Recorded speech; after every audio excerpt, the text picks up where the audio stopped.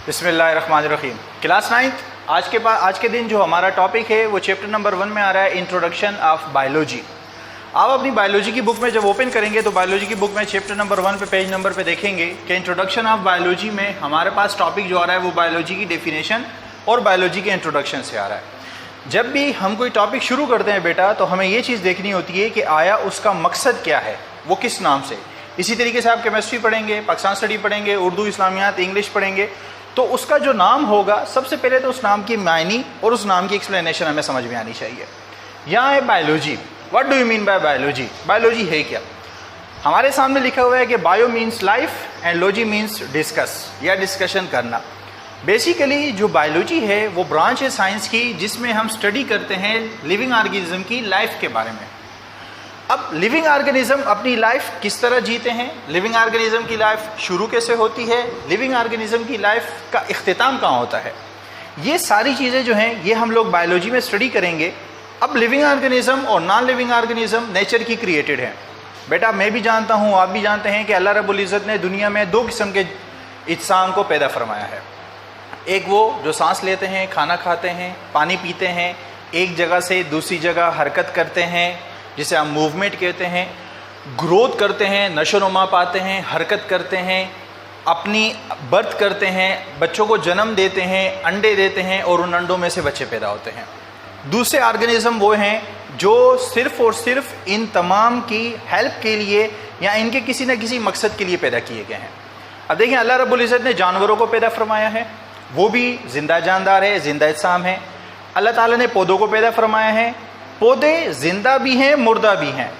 अब study of life of living organism, वो पौधे जब तक ज़मीन में उनकी जड़ मौजूद है वो जी रहे हैं, जिंदा है, सांस ले रहे हैं, खाना खा रहे हैं, खाना बना रहे हैं, पानी पी रहे हैं, हवा के ज़रिए सांस ले रहे हैं और हवा को ऑक्सीजन और कार्बन डाइऑक्साइड गैस का तबादला भी कर रहे हैं। अब इन लिविंग ऑर्गेनिज्म में प्लांट एक ऐसा लिविंग ऑर्गेनिज्म है बेटा जो जब तक ज़मीन के साथ जुड़ा हुआ है तब तक वो जिंदा है।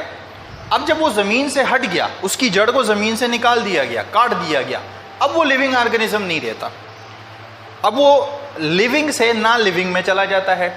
सेम इसी तरीके से जब इंसान की पैदाइश होती है तो वो जिंदा इस्साम में शुमार होता है, लेकिन जब उसकी रूह कब्ज़ कर ली जाती है तो वो मुर्दा हो जाता है।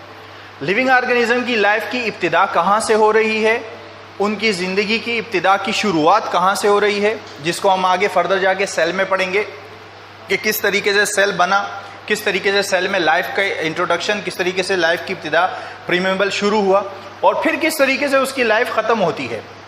वो एनिमल्स और प्लांट्स दोनों में आता है। अब लिविंग ऑर्गेनिज्म में ह्यूमन्स भी शामिल हैं बेटा। अब ह्यूमन्स लिविंग ऑर्गेनिज्म में एनिमल्स में आते हैं या प्लांट्स में आते हैं, ये फिर बायोलॉजी की फर्दर स्टडी हो जाती है। अब बायो, केमिस्ट्री, फिजिक्स ये साइंस की ब्रांचेज हैं। अब बायो की आगे और मजीद फर्दर ब्रांचेस, सब ब्रांचेस बनी हुई हैं, केमिस्ट्री की भी फर्दर सब ब्रांचेस बनी हुई हैं, फिजिक्स की भी सब ब्रांचेस बनी हुई हैं।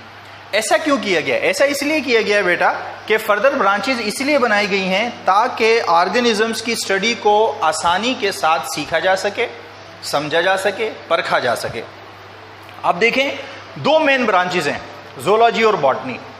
अब ज़ूलॉजी और बॉटनी 2 मेन ब्रांचेज हैं, फिर आगे फर्दर ब्रांचेज आ जाती हैं। एनवायरमेंटल बायोलॉजी आ जाती है, जेनेटिक बायोलॉजी आ जाती है, जेनेटिक इंजीनियरिंग आ जाती है, केमिकल बायोलॉजी आ जाती है। ये सारी की सारी जो ब्रांचेज बनी हुई हैं, फिर इनको इंसानों ने अपने फ़ायदे के लिए इस्तेमाल किए।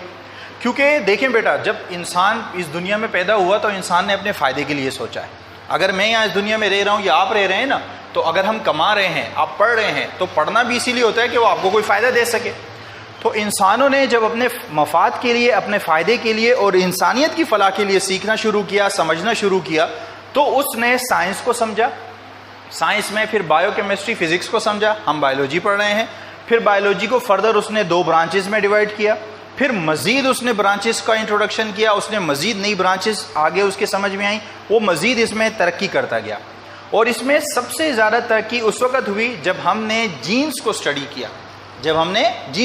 किया, अब जीन्स की स्टडी डिस्कशन में अगर हम इसको यहाँ लिख लें DNA, ये हम आगे पढ़ेंगे बेटा, ये हमारे पास आगे स्टडी आएगी और आगे इसकी स्टडी को हम और ज़्यादा इन्हेंस करेंगे कि डीएनए जीन्स की जो स्टडी है उसने बायोलॉजी की तहकीक में और बायोलॉजी ब्रांच में एक नई रूप फूंक दी थी।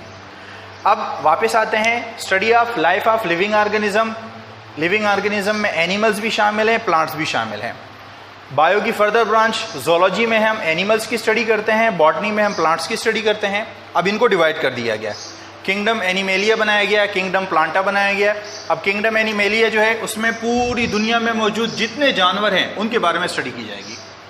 किंगडम प्लांटा में मौजूद जितने भी पौधे हैं उनके बारे में स्टडी की जाएगी। अब लिविंग ऑर्गेनिज्म में प्लांट्स भी शामिल हो गए, एनिमल्स भी शामिल हो गए, ह्यूमंस भी शामिल हो गए। इन तीनों की लाइफ प्रोसीजर, इन तीनों का जो लाइफ प्रोसीजर है बेटा वो शामिल है स्टडी ऑफ बायोलॉजी में, कि इनका लाइफ प्रोसीजर स्टार्ट कहाँ से हो रहा है और फिर उसका एंड कहाँ पे हो रहा है। अब स्टार्ट शुरू ज़रूरी नहीं है कि स्टार्ट किधर से कहाँ तक शुरू हो रहा है। स्टार्ट का मतलब ये भी नहीं है कि मैंने सांस लेना कब से शुरू किया। आप जानते हैं इंसान बनने से पहले उसका सेल बनता है। अब वो सेल बना कैसे, उस सेल में लाइफ कैसे आई, ये सारी की सारी स्टडी जो आएगी वो किस में आएगी, हमारे पास बायोलॉजी में आएगी। इसको हम बायो में इनहेंस स्टडी करेंगे और कंप्लीट करेंगे।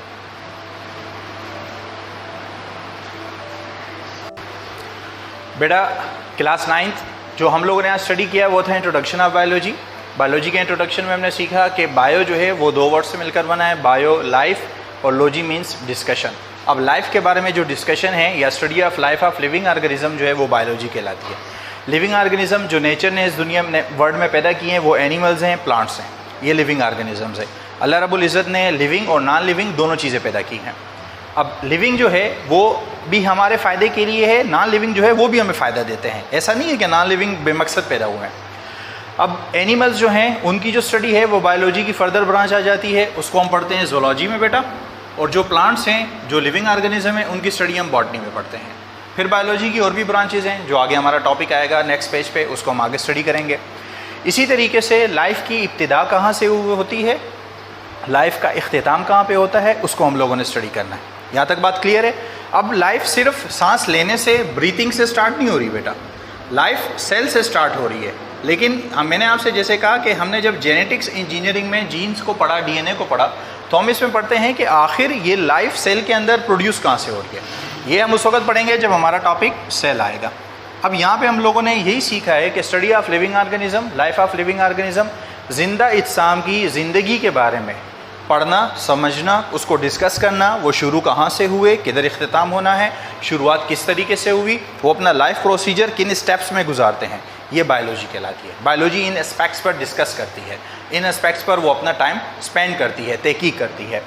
अब ये आप लोगों ने पढ़ लिया है। फर्दर आप लोगों ने ये स्टडी करनी है कि आपके पास जो नेक्स्ट टॉपिक आ रहा है वो आ रहा है ब्रांचेज ऑफ बायोलॉजी।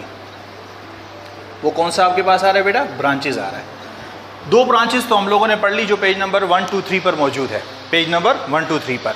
अब वो है जूलॉजी और बॉटनी। 4, 5 से आप स्टार्ट लेंगे कि ब्रांचेज ऑफ बायोलॉजी कौन कौन सी हैं, आप इसको स्टडी कीजिएगा। और अब जो नेक्स्ट टॉपिक हम डिस्कस करेंगे यहाँ पे इंशाल्लाह वो हमारा ब्रांचेज ऑफ बायोलॉजी होगा। हम 2, 2, 3, 3 करके एक एक करके हम ब्रांचेस को डिस्कस करते जाएंगे। ठीक है बेटा, अल्लाह हाफिज़।